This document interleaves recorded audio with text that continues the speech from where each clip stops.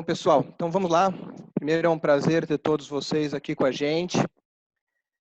Para aqueles que ainda não me conhecem, eu sou Rafael Castellani, sou diretor executivo do Centro Esportivo Virtual. E a nossa ideia com esse encontro de hoje é fazer o nosso primeiro CEV bate-bola do ano, né? É uma experiência que já tivemos no ano passado, estamos retomando novamente. E aí, a temática que a gente trouxe para esse CEV Bate-Bola é para falar um pouco sobre a pós-graduação e a formação em educação física. E para isso, temos dois grandes convidados aí, o Adroaldo Gaia, que é um professor de educação física, mestre em educação pela Universidade Federal do Rio Grande do Sul, doutor em ciências do desporto pela Faculdade e Universidade do Porto, fundador e coordenador do Projeto Esporte Brasil, e pesquisador de produtividade científica do CNPq. Correto, né, Gaia? Isso. Maravilha. E o nosso outro convidado hoje é o Alberto Ripoldi, que é professor da Universidade Federal do Rio Grande do Sul. Ele coordena o Centro de Estudos Olímpicos e Paralímpicos e fez o doutorado dele na Universidade de Leeds. Certo também, né, Beto? Maravilha.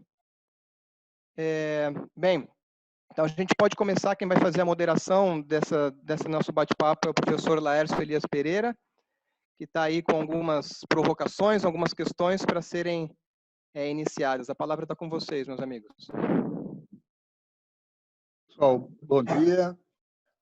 Agradeço o Betão e o Gaia essa oportunidade, pessoas importantes da educação física brasileira, debatendo um tema que tem chamado a atenção nos grupos de discussão do CEV.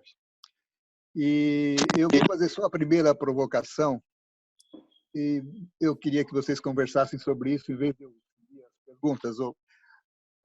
A pergunta, o ponto-chave é: a pós-graduação está em sintonia com a formação em educação física, ou essas especialidades que surgiram na pós-graduação estão tirando o chão da educação física real, chão da quadra, esse tipo de coisa?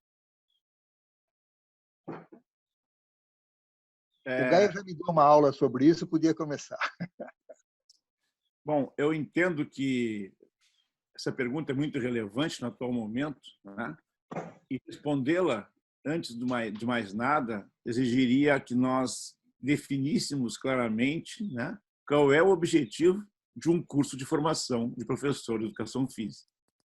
Do meu ponto de vista, um curso de graduação em educação física pode formar, primeiro, um professor de educação física, cujas tarefas estão relacionadas aos procedimentos de ensino, aprendizagem, treino, das diversas manifestações da cultura corporal do movimento, como as danças, os jogos, os esportes, e atribuindo-lhe significados e sentidos no âmbito da formação física, motora, afetiva, cognitiva, social e moral dos seus alunos. Isto, para mim, do meu ponto de vista, é o objetivo de um curso de formação de professores de educação física. Não obstante, outros pensam diferente. Pensam que um curso de graduação deve formar principalmente pesquisadores, cientistas, sem ser irônico, um fazedor de papers, mesmo que este formando não tenha competências sequer para dar aula de educação física. Uma terceira possibilidade, talvez, um professor pesquisador, um professor que dá aulas, mas que também faz pesquisas. No entanto, faz pesquisas sobre temas relacionados à sua prática pedagógica. Bom, aí, Laércio, se o objetivo é a formação de professores ou de um professor pesquisador, eu tenho a convicção que a transferência, a contaminação dos objetivos e procedimentos de formação pós-graduada, estrito sensu, tal como ocorre em nossa realidade, traz enormes prejuízos aos cursos de graduação, chegando ao limite da possibilidade de implodir com a profissão, porque hoje nós estamos formando cientistas especializados, fazedores de papers, que sequer dão aulas. E o mais interessante é que esses estudantes chegam na faculdade, já no primeiro, segundo semestre, vão fazer parte de grupos de pesquisa, aí produzem junto com mais 38 pesquisadores os seus papers, quando se formam, fazem concurso e entram na universidade. E assim as coisas vão se multiplicando, e nessa perspectiva eu vejo grandes prejuízos à formação do professor de educação física, como aquele da quadra, aquele das escolas, aquele das academias, enfim.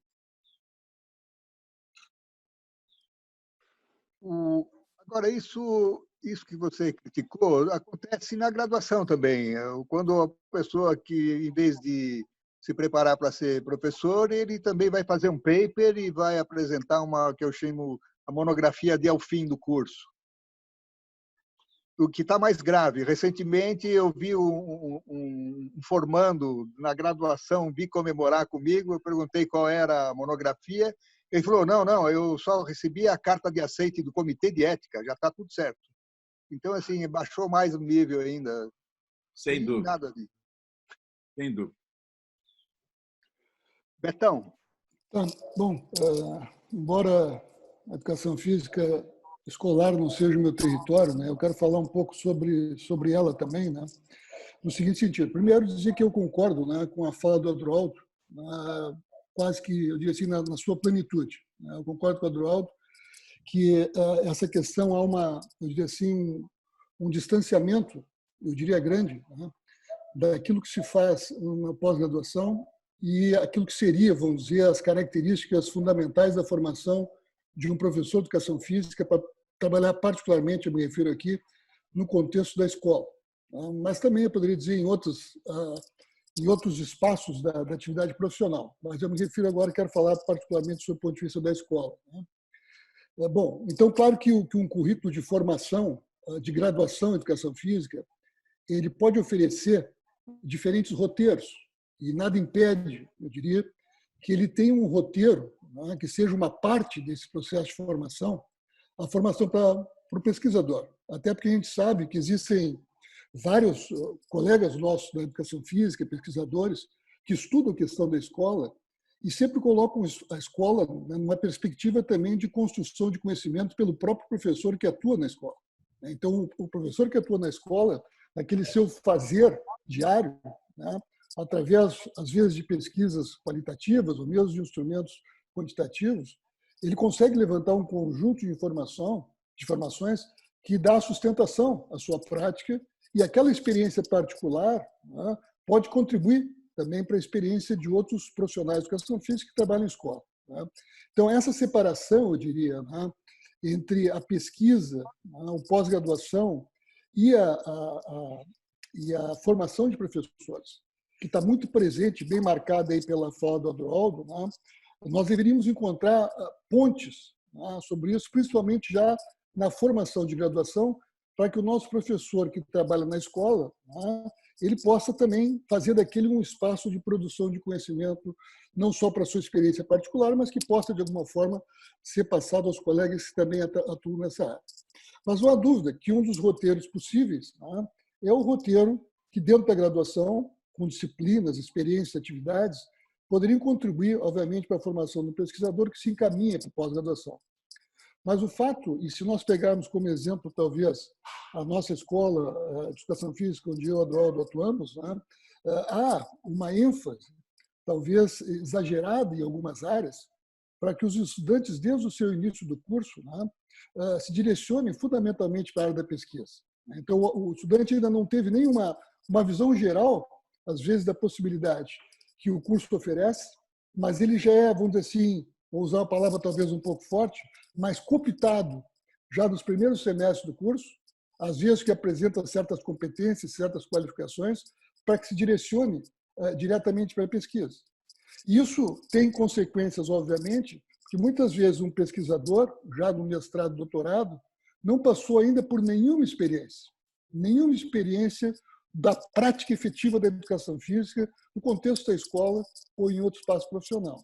Eu acho que isso é um problema muito sério, que obviamente já foi identificado há bastante tempo, mas que eu acho que as ações efetivas para a solução do problema ainda deixam muito a desejar. Eu só gostaria de dizer eu acho que eu não fui muito claro, talvez. Na minha fala, não se trata de criticar o fazer científico na graduação, até porque seria uma incoerência, porque eu sou professor de metodologia da pesquisa. O que eu critico é o modelo de fazer ciência, tanto das áreas sociais e humanas como das áreas mais biológicas. Ele é um saber completamente fragmentado, onde o conhecimento se expressa exclusivamente no âmbito das fronteiras disciplinares, e é isso que, do meu ponto de vista, não permite a construção de um saber científico transdisciplinar capaz de estruturar teorias pedagógicas para a praxis da educação física. Eu concordo plenamente, Eduardo. Eu acho que essa é uma realidade, né? E que, embora a gente sempre coloque, né, e eu, assim como outros colegas que avaliamos os cursos durante muitos anos no Brasil, né, os cursos de formação, vamos dizer assim, os documentos dos cursos de formação na nossa área, eles normalmente colocam, né, essa questão da interdisciplinaridade, da multidisciplinaridade, mas as formas efetivas de transformar isso numa realidade não acontece. Eu diria que são experiências muito isoladas ainda, às vezes a gente consegue interagir, né, uma ou outra área, mas principalmente aquelas áreas que se encontram mais próximas dentro do currículo, então a gente consegue articular muitas vezes os conhecimentos da sociologia, da história, né, das políticas, às vezes a fisiologia com a cinesiologia, né, às vezes com a própria avaliação, mas é muito difícil, né, de nós conseguirmos fazer uma articulação que faça sentido para o estudante. Tá? Então, quando a gente trabalha com os alunos, a gente percebe justamente isso que tu disseste, isso eles não conseguem, efetivamente, na prática, né, o seu pensamento, de articular um pensamento que consiga articular esses conhecimentos de diferentes áreas e colocar isso em prática na sua realidade de trabalho. Então, essa é uma coisa que fica muito evidente, principalmente nos estágios de educação física, quando os alunos se deparam com uma realidade, né, e eles não conseguem fazer uma ação efetiva, muitas vezes, nessa realidade, por esses aspectos fragmentados que tu colocas muito bem. Mas eu entendo também que aqui eu sugiro até, tenho sugerido um caminho, e o Laércio falou em TCC de graduação, por exemplo, né? Eu tenho insistido muito com isso. Eu acho que um dos principais problemas da falta de articulação desse conhecimento, digamos, transdisciplinar, é que, normalmente, os objetivos, os temas de pesquisa, eles nascem no âmbito das disciplinas mães, da fisiologia, da biomecânica, da sociologia, da antropologia, e, como tal, respondem às questões da fisiologia, da antropologia, etc., etc. Eu sugiro, ao longo do tempo, que nós façamos, por exemplo, Laércio, os TCCs sejam relatos de experiência, por exemplo, dos estágios. Hoje, na licenciatura, tem inúmeras horas de prática pedagógica.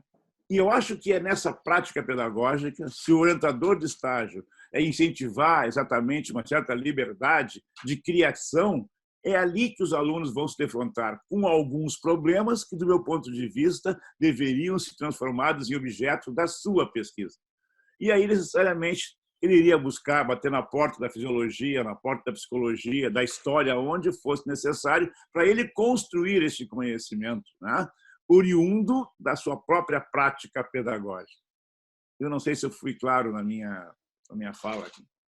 Essa experiência que você está falando, de relato, o pessoal do PBL, Aprendizagem Baseada em Problemas, que começou na medicina na década de 90 e anda em alguns lugares, o que o sujeito faz no fim do curso é um relato da formação dele.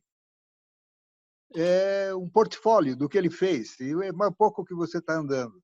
Mas eu queria emendar para vocês dois. A solução para isso seria em outro lugar, tipo o ProF, o Formação Profissional, um mestrado profissional que tem sido desenvolvido com os professores da rede, ou esse seria um mestrado de segunda categoria? Como é que vocês veem isso? E o Rafael me passou uma aqui que eu devia já ter feito. Qual tem sido o papel da CAP, CNPq e a universidade para melhorar essa situação? ponto de vista, eu entendo claramente que há uma grande confusão, algumas por falta, por ingenuidade, talvez, outras até nem tanto, né? É na relação que nós temos do pós-graduação com a graduação. A minha crítica é exatamente a contaminação que a graduação teve do tipo de ensino do pós-graduação. Bom, aí falamos em CAPES e falamos em CNPq.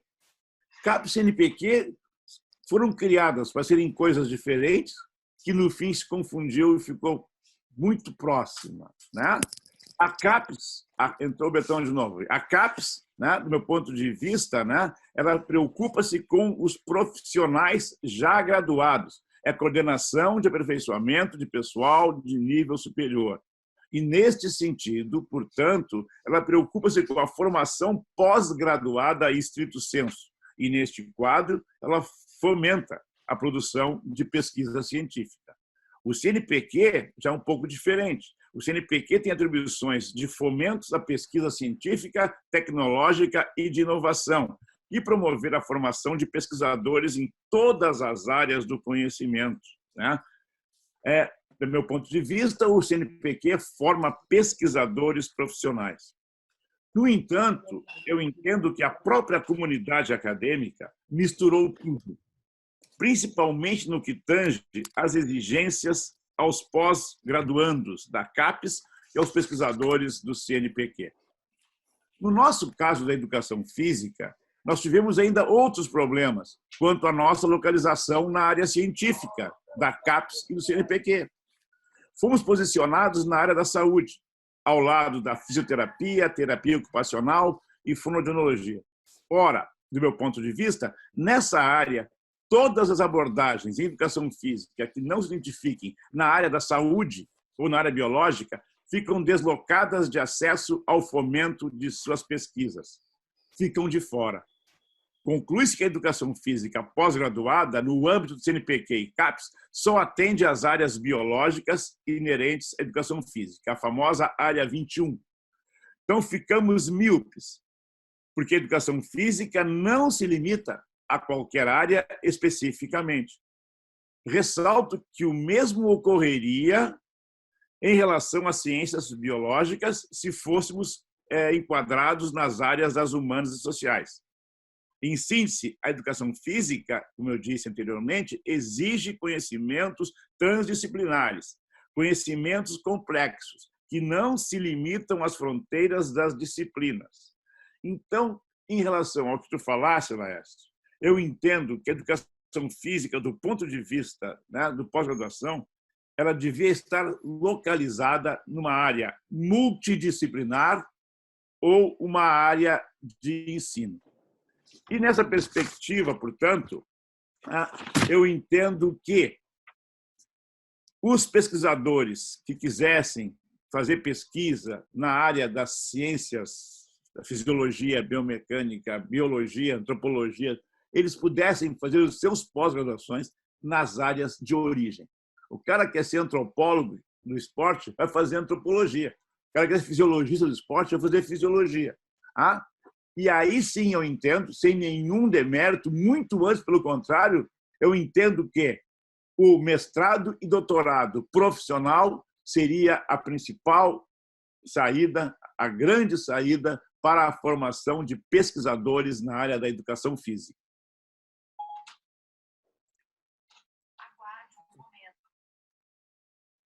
Eu me desculpo aqui, colegas, caiu a minha conexão aqui e eu não pude acompanhar essa parte. Tá? Peguei só a parte final da fala do Adroaldo.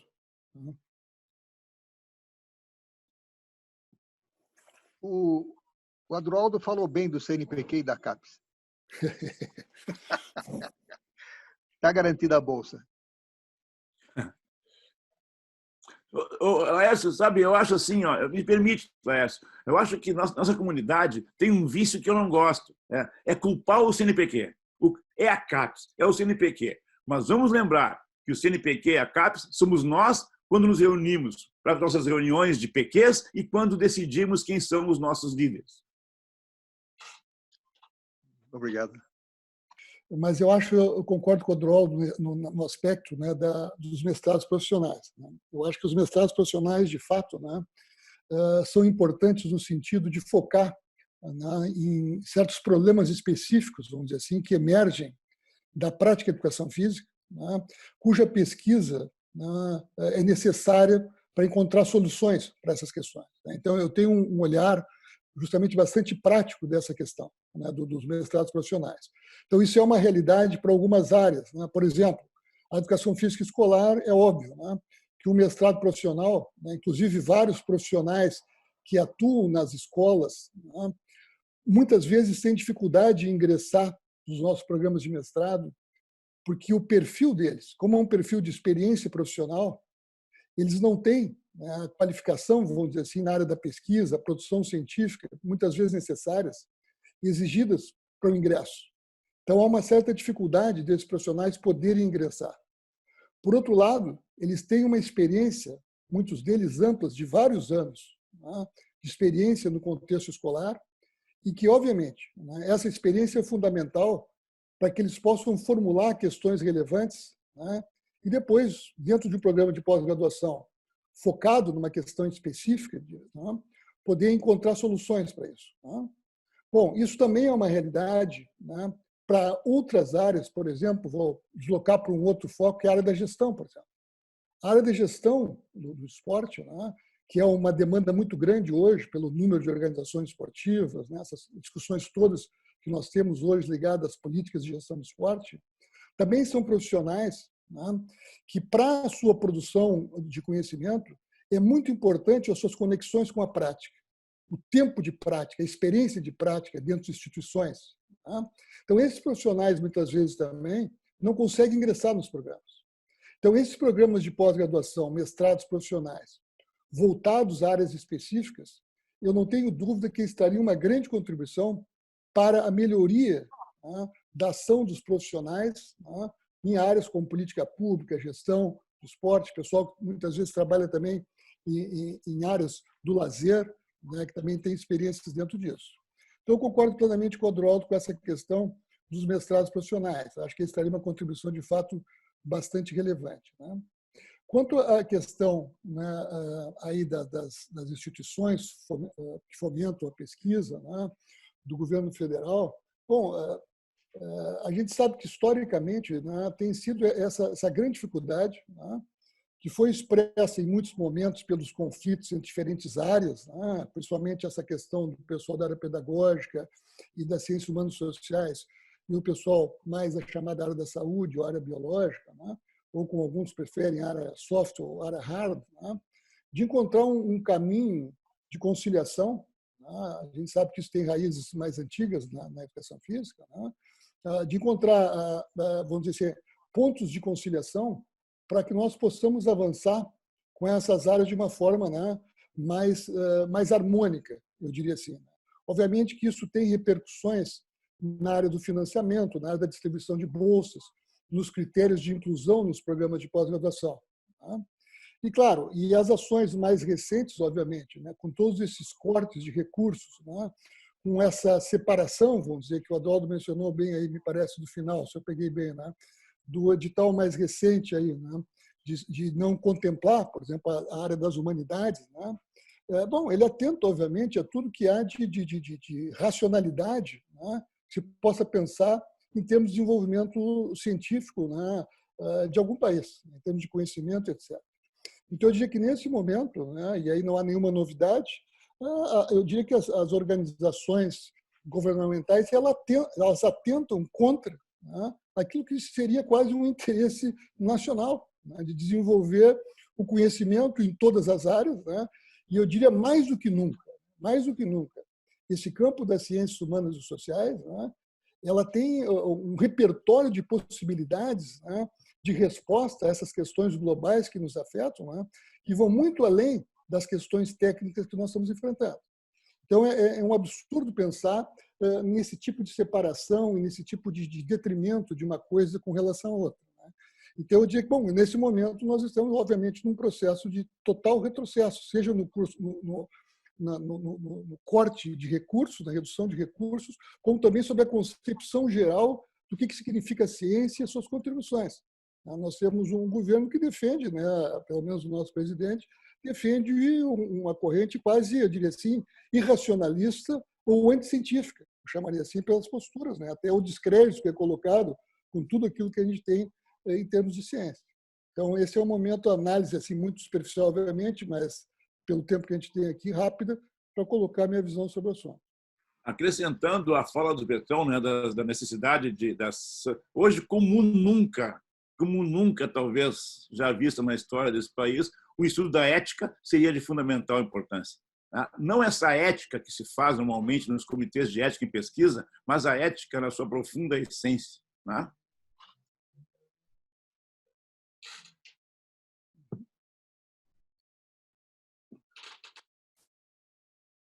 Eu gostaria de puxar um pouco a crítica interpares nesse momento, né? Porque o que a gente está vendo hoje com essa história do isolamento é que nem o nível escolar estava preparado para a interação, que é o que faz caminhar, e a interação só é feita pela ética, como disse o Gaia. E qual o próximo passo, Gaia, ou Betão? Fora tirar o presidente. Bom, já há algum tempo, não sei, Adolfo, se tu me permite responder primeiro essa pergunta. Claro. Né? Bom, Adolfo trouxe a questão da ética. Né? De fato, eu diria, não é de hoje, né, que nós temos batido em cima dessa questão, o Adroaldo mais do que eu, inclusive, né, na relevância da ética. Eu diria que as grandes questões que estão colocadas para nós hoje, os grandes dilemas que se estabelecem, né, e as soluções para esses dilemas, eles passam necessariamente por essa discussão de natureza ética. Né? Então, claro que quando nós falamos, por exemplo, sobre pobreza, sobre violência, né, sobre destruição ambiental, nós temos aí uma crise de valores, é um confronto de valores, eu diria quase um confronto de projetos civilizatórios. Né? E eu diria assim, algumas posições nessa discussão, que são posições normalmente defendidas, né, pelo alguns setores, pelos setores do governo, né, eu diria que elas são quase pré-civilizatórias. Né? Elas estão num período quase que pré-ético, no sentido de que não considera os interesses de coletividades inteiras na discussão. E eu diria que o fundamento primeiro da ética, né, é a questão da responsabilidade e da consideração com os outros, de como as nossas ações afetam efetivamente a vida dos outros. Né? Então, isso numa questão mais macro. Mas quando nós pensamos na especificidade da educação física, isso também está colocado dessa forma. E essas discussões passam, inclusive, por esses critérios de discussão, né, sobre distribuição de recursos, sobre prioridades para a nossa área, sobre como crescer em conjunto. Né? Então, são questões que movimentam valores e que exigem uma reflexão profunda sobre isso.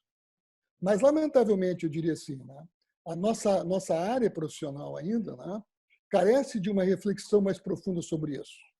Isso exige, eu diria, né, que nós tenhamos, obviamente, pessoas qualificadas para fazer isso, que envolve isso desde a formação dos cursos de graduação em educação física, né, aos cursos de pós-graduação, né, a formação de professores profissionais de forma geral. Eu acho uma grande fragilidade que nós temos e que poderíamos atacar um pouco esse problema nos nossos programas de pós-graduação é a carência quase que total de discussões dessa ordem. Nós nos focamos, e acho que fazemos bem muitas vezes, nos aspectos específicos, mais técnicos, né? Mais de formação teórica e prática, né? Mas nos limitamos, né, à discussão sobre o ponto de vista dos valores que sustentam todas essas práticas. Então, eu diria que o profissional, né, e o pesquisador formado na área deveria necessariamente passar por uma reflexão mais profunda. E a ética a gente não ensina com aulas, né, com conteúdos teóricos. Isso é uma parte importante, obviamente, que nós vamos resgatar tudo aquilo que foi produzido historicamente dentro dessa área. Mas ela passa principalmente por enfrentar, né, esses problemas na prática. É ali que a gente constrói a nossa consciência ética, vamos dizer assim, é se deparando com situações reais, refletindo sobre elas e encontrando soluções conjuntas para isso. Então, ela exige uma prática, ela exige uma vivência ética cotidiana para que se possa alterar essas posturas. E eu acho que isso, dentro da nossa área, da nossa formação, ainda é muito fragilizado.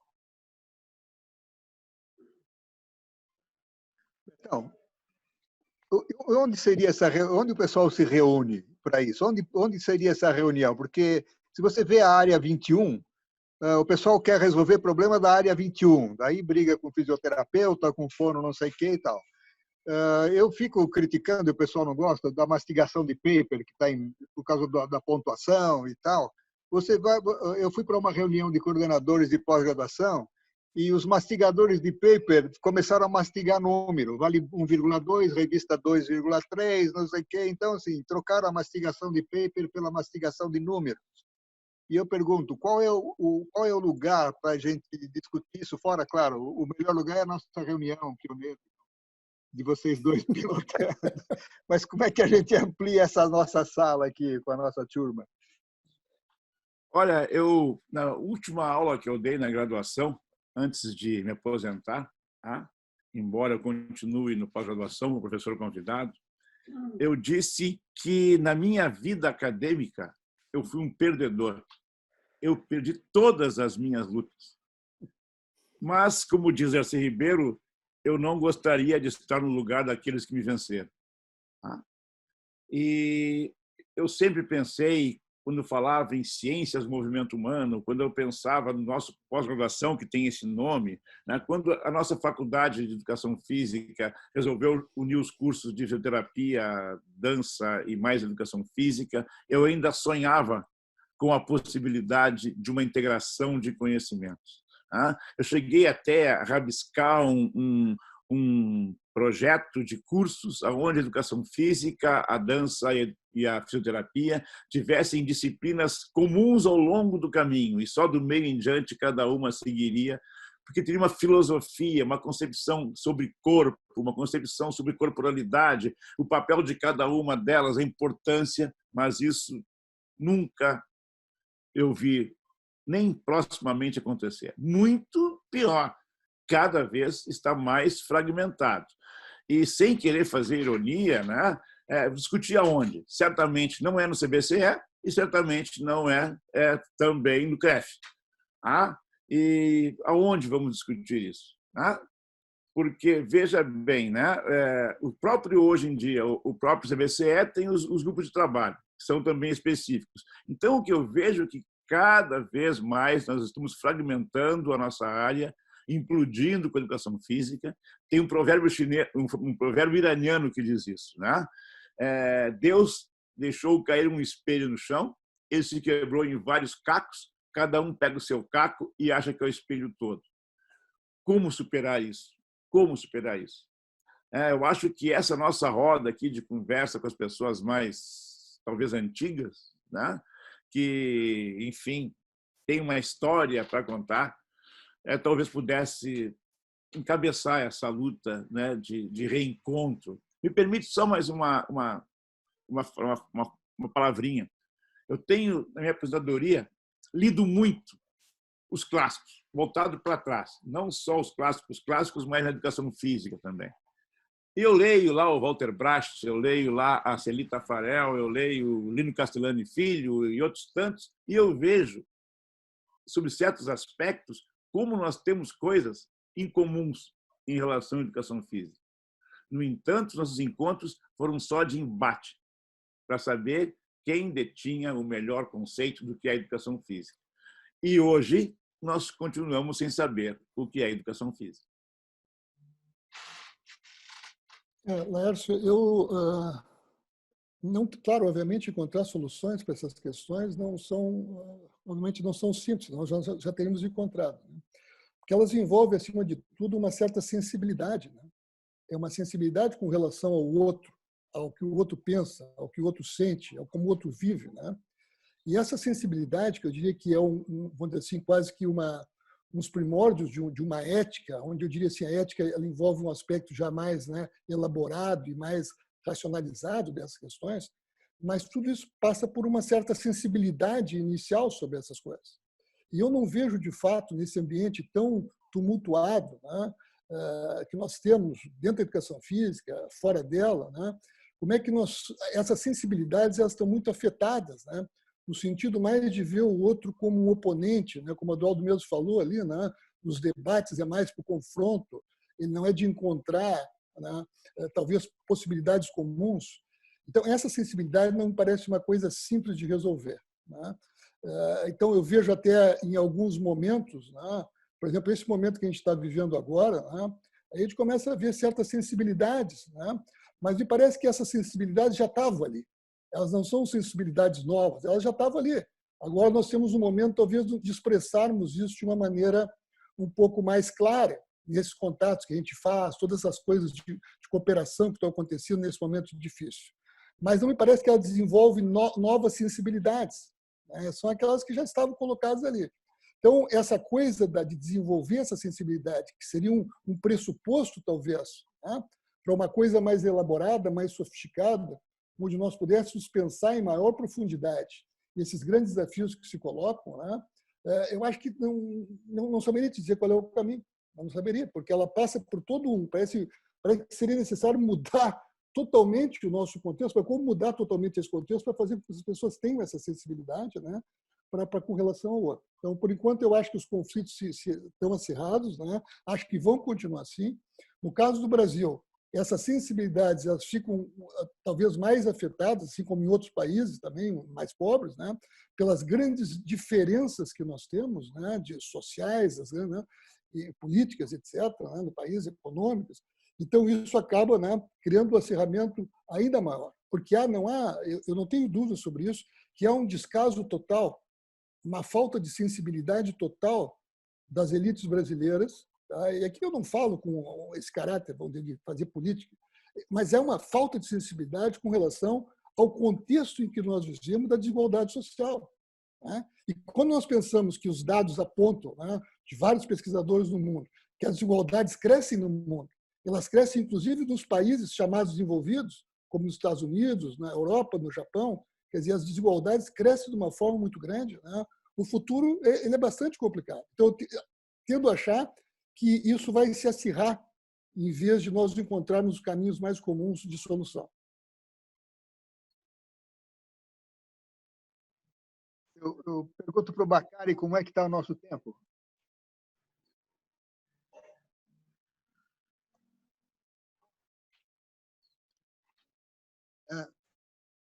Não sei onde está o Bacari. Mas eu queria ler aqui rapidamente, fazendo um parênteses, quem está com a gente para registrar. Além do Betão, o Augusto César, Camila, Edila, o Bacari, Guilherme Caporal, João Melo, Júlio Melo, Lucas Nicoletti, Luísa Reis, Marcelo Ayashi, não sei se ele está na Paraíba, Marcelo Otto, Márcia do Vale, Miguel, Nail dos Santos, o Rafael, que é o nosso coordenador, e o Vanilson. Foi um intervalo de propaganda de todo mundo, de cada um aqui. Rafael, como é que está o nosso tempo? Bom, em tese já extrapolamos aí os 30 minutos que a gente tinha delimitado para esse primeiro serve bate-bola, né? Acho que, obviamente, se deixássemos, ficaríamos um bom tempo ainda aqui conversando, o papo está muito bom, acho que todos aprendemos muito aqui com o Gaia, com o Beto, com o Laércio, com todos, né? E acho que a gente pode, por mim, finalizar esse nosso encontro de hoje, deixando aberta a possibilidade de realizar outros tantos a gente puder e for possível, porque eu vejo acho que essa quarentena tem mostrado para nós, mais do que nunca, o quanto a tecnologia pode ser usada a nosso favor, né? E esses encontros, eles têm acontecido de forma muito frequente, e são várias instituições e pessoas que estão se organizando para isso, e o conhecimento ele tem que estar a serviço da sociedade, e o quanto a gente pôde aprender com o Gaia e com o Beto, eu acho que a gente tem que repetir essas experiências outras vezes. Eu queria agradecer, Gaia e Beto, em nome aí do Centro Esportivo Virtual, a participação de vocês. É uma honra para nós ter vocês aqui com a gente. Esperamos que esse material, esse vídeo esteja disponível no Centro Esportivo Virtual o mais rápido possível, para que outras pessoas, nós somos em mais de 55 mil sevinautas atualmente, para que possam ter acesso a todo o conhecimento que vocês puderam compartilhar com a gente hoje. Então, agradeço de coração aí a participação de vocês e de todos que estão com a gente também participando desse nosso bate-bola do SEB. Bom, da minha parte, Rafael, agradecer aí ao Laércio, a ti, também ao outro colega, o Fernando, né, por todo o apoio, pelo convite. Me desculpar, cheguei a cair de meio de paraquedas, né, na coisa, então não pude me preparar direito. Bom, mas pelo menos compartilhar com vocês algumas das ideias, né, com relação a esses tópicos. Agradeço muito também aos colegas todos que participaram e escutaram aí a nossa conversa. De minha parte, eu queria manifestar a honra de ter sido convidado para participar desse bate-bola. Tá? Motivo de muita satisfação, rever os amigos, né? Rever novos companheiros, o pessoal todo aí que compareceu nessa sala. Ao meu querido amigo Betão, um abraço especial, né? E ao Laércio, companheiro de tantas jornadas, de tantas caminhadas, né? Um grande beijo também. E, mais uma vez, eu manifesto a minha alegria, a minha honra, e estou à disposição sempre que entenderem que eu posso, de alguma forma, participar da nossa comunidade. Um grande beijo a todos vocês. Beijo, Adroaldo.